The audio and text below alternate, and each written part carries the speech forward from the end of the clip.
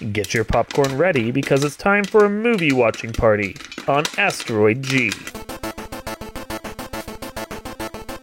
You're listening to Not So Live from Asteroid G. I'm Mike Finkelstein. With me, as always, is... Josh Schaefer. And Queen Bee. You guys don't have any ranks or anything? No, I was going to say New York cab driver, but... Which is on topic. I'll give you credit for that. It's on topic, yeah. We are talking today for this watch party about the Bill Murray classic comedy, quote-unquote, Stripes. A movie that I think I've actually seen once before this, and I completely forgot I'd watched it. And apparently, Josh, you actually love this movie. I don't love it. I didn't say I love it. I love parts of it. You said you've watched it a lot. Josh, I've watched it a few times. Your love of it. Come on. I've watched it a few times. Okay, so Stripes is a very loose, raunchy comedy in the vein of, I would probably say, like Caddyshack and National Lampoon's Animal House, things of that nature. You know, different kind of setting and so forth, but in a way, kind of very similar, like slobs versus snobs, but the snobs are the officers and the slobs are the guys serving in boot camp, as opposed to slob versus snobs, the rascally frat house versus the principal, or like slobs versus snobs, the low rent guys versus the rich catty people, the golfers. So it's in that same vein. It's Bill Murray and Harold Ramis. John Candy. John Candy and Judge Reinhold. And a bunch of fucking people in there, including John Larroquette as one of the snobs. Yeah. But like Warren Oates, Sean Young's in it.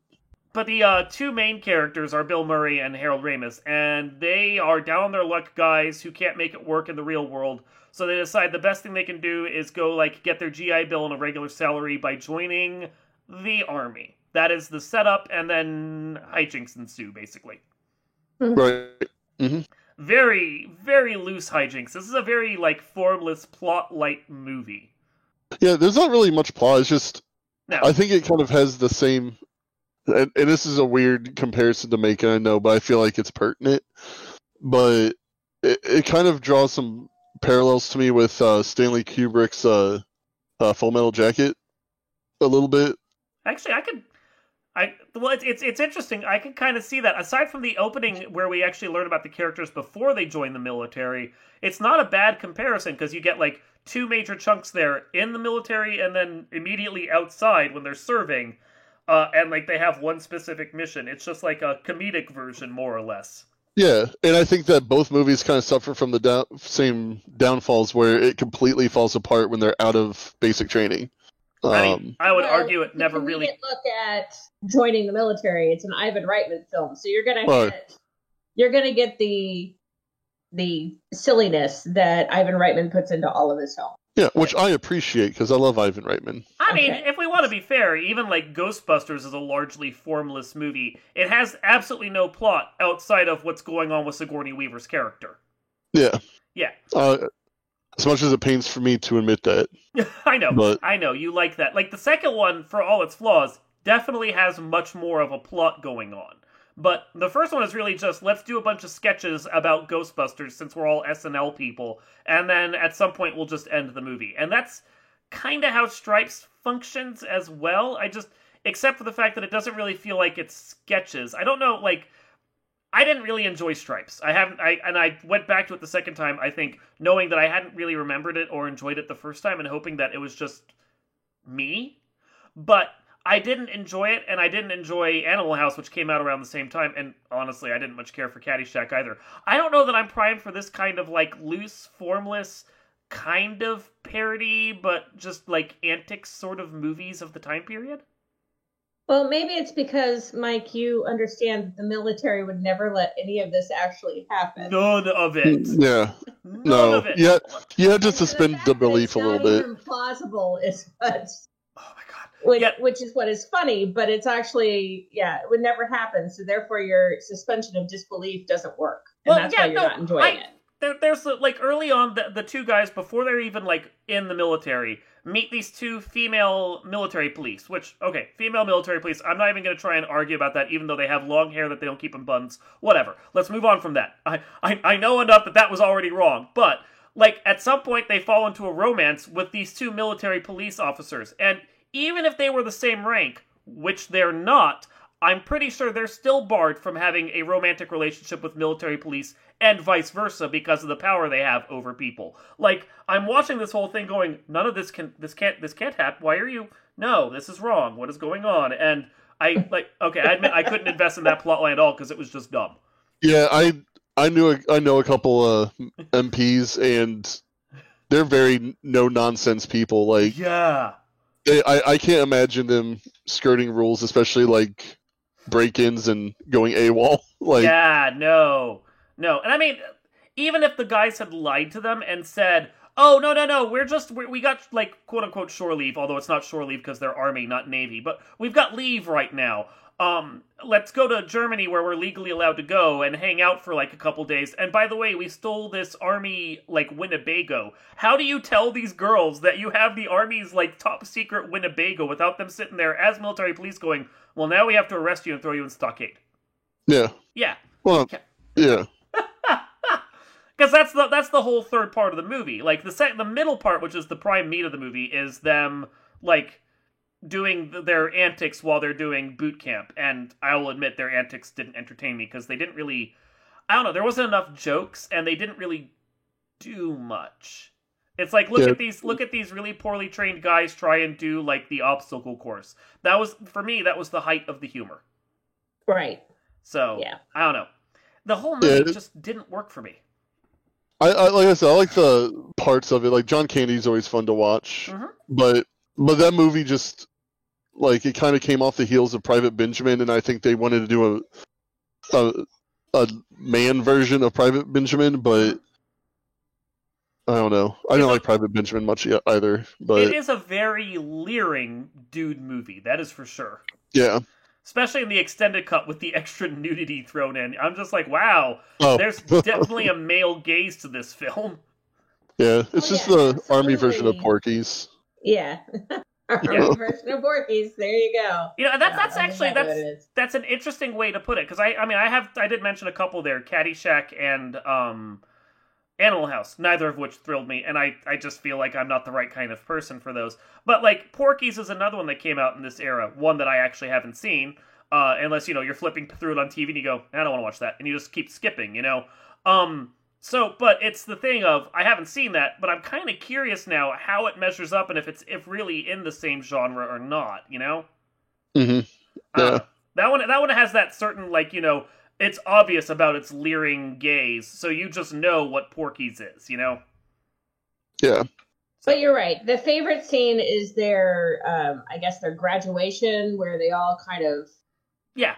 They do at graduation. That's the best scene of the entire movie. I agree with that. It has energy to it. It has energy that most of that movie was lacking. Right. Yeah.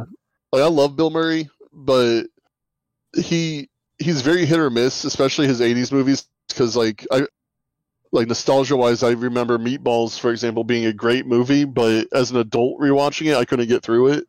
Okay. And I kind of had the same thing with Stripes when I rewatched it. Like the second they left Basic, it was just like, I'm done. Yeah. I can't finish it. Like I couldn't suspend my disbelief. I mean, I was at least happy with the third part of the movie when they like stole the Winnebago and went out, because at least the movie finally fucking found a plot line. yeah, that's like, true. They go off and the rest of their crew tries to chase after them. Then their crew gets trapped in Czechoslovakia and they have to go and save their crew and blah blah blah. Like, yes, that is great. That is actually a story right there. Then of course the movie ruins it by giving them medals for saving their crew instead of like throwing them in prison for 8 years for stealing a top secret military tank. Like, if they never did that, they would not have had to do any of the movie. Exactly. Like the whole third half of the movie doesn't even happen at that point. It ends when they graduate, and yay! Which maybe would have been a better ending. Yeah. I don't know. Would have been a shorter movie, that's for damn sure. They would have been thrown in prison for probably life for stealing military secrets. The EM50? Yeah, I think it's the EM50 was the big Winnebago. The big Winnebago. Yeah, I mean, it was just basically a VW bus with weapons strapped onto it. More or less.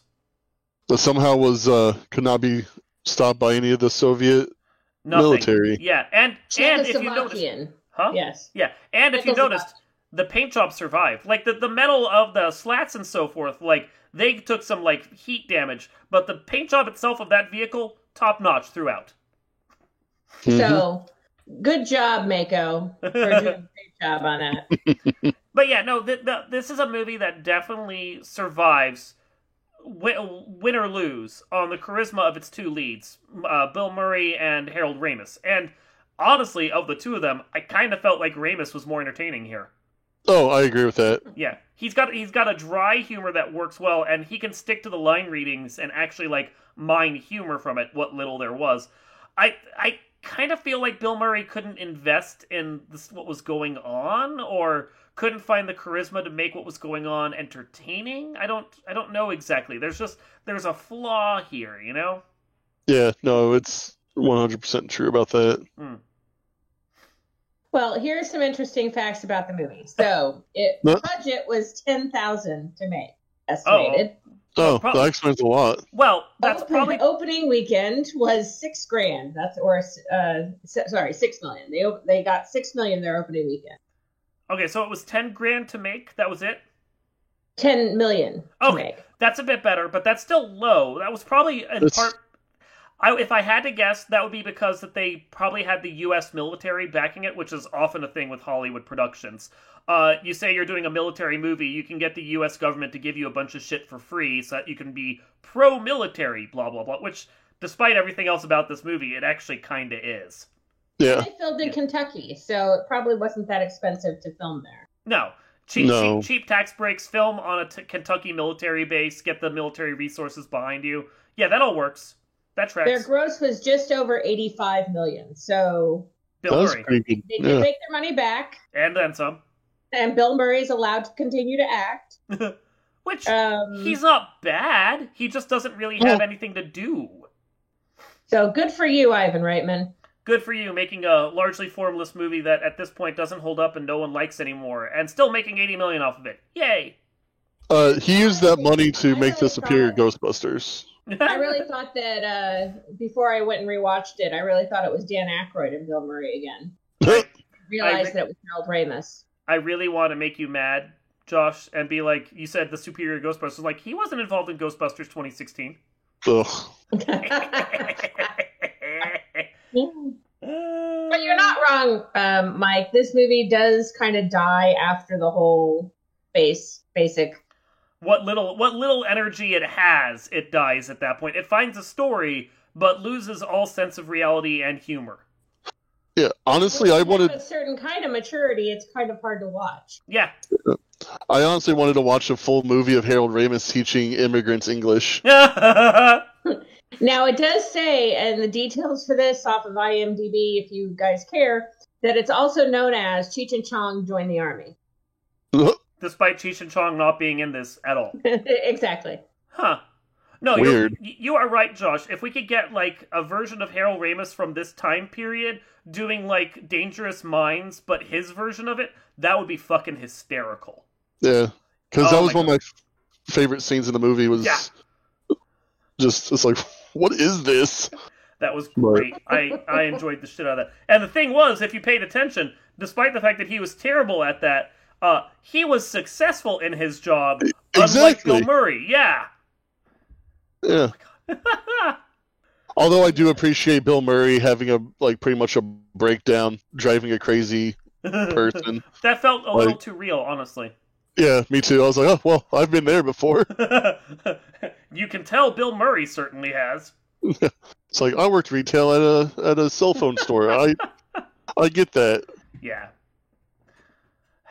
Well, ironically, after that, Harold's life was pretty much Ghostbusters. Oh, yeah. Ghostbusters and a bunch of films that no one cares about, like the last one. Remakes or Evolution. Secondary films, yeah. Yeah, he directed that. Yeah. And Groundhog Day, he did that. Yeah. A majority of it is Ghostbusters, Meatballs, and Caddyshack. 2, 3, 4, SCTV, Groundhog Day. But most of it's Ghostbusters. Yeah. He did analyze that as well, I think, didn't he? And he's also doing post-production on Ghostbusters as well. Yeah, everyone who's still alive that was involved in the previous Ghostbusters is in some way working on the new Ghostbusters. Yes. Yeah. Yeah. Absolutely. Yay. I guess I'm just kind of glad they didn't decide to make a sequel to this movie, because, I don't know what they would have done, or how they would have done that. Yeah, I don't know. Yeah, neither one of them would have been able to last in the military for any length of time. No! No. It would have either been like watching them get slowly court-martialed over time, or Dr. Strangelove. It's like trying to watch I love Dr. Cruise in Maverick. Top Gun. Top Gun. It's like, how is he still a captain? Is he not? I mean, he's been in the military for 25 years. He should have made something better than captain by now. Did that movie come out already? No, that's just the it doesn't trailer. matter. It's the premise of it. Yeah. You're sitting there going, he should have either spent all of his time in the brig for the last 25 years because he's a maverick. It's fucking in his name. Or he should be like admiral of like the entire fucking military at this point because it's Tom Cruise, and then launched like World War V. So, like, yeah. I agree with you on that. I still like Top Gun, though. It's a guilty pleasure. Yeah. No. No, thank you. Goose, no. Yeah, that's true. He died, Mike. Have some respect. Nope. It's no longer too soon. Goose didn't die. He just snuck off and joined ER. Exactly. No, he died in ER too. He did. He did. He Brain tumor. He did. Why do I remember that? He didn't die in Revenge of the Nerds. That's true. Which has nothing to do with most of what we're talking about, except it is a raunchy comedy of the same time period. Also kind of sketchy and weird as well. A little rapey. Yeah, like, there's something about all of these raunchy comedies of this era that's just like, wow, the male gaze is hard, and it feels a little rapey. Yeah. Yeah. The 80s were a different time for sure. Like, a lot of the stuff that I rewatch now, I'm just like, oof, this is not Me Too friendly. No, it's not even Me One friendly. No. Kind of understand why my mom didn't want me watching this now. Yeah, no, I'm pretty certain I didn't want to watch this now that I think about it. Anyway. Alright, so I think we're good at this point, guys. Yeah. Absolutely. I'm good. Alright. This has been Not So Live from Asteroid G. I am Mike Finkelstein. I'm Josh Schaefer. And I'm Queen Bee. And we will see you next time.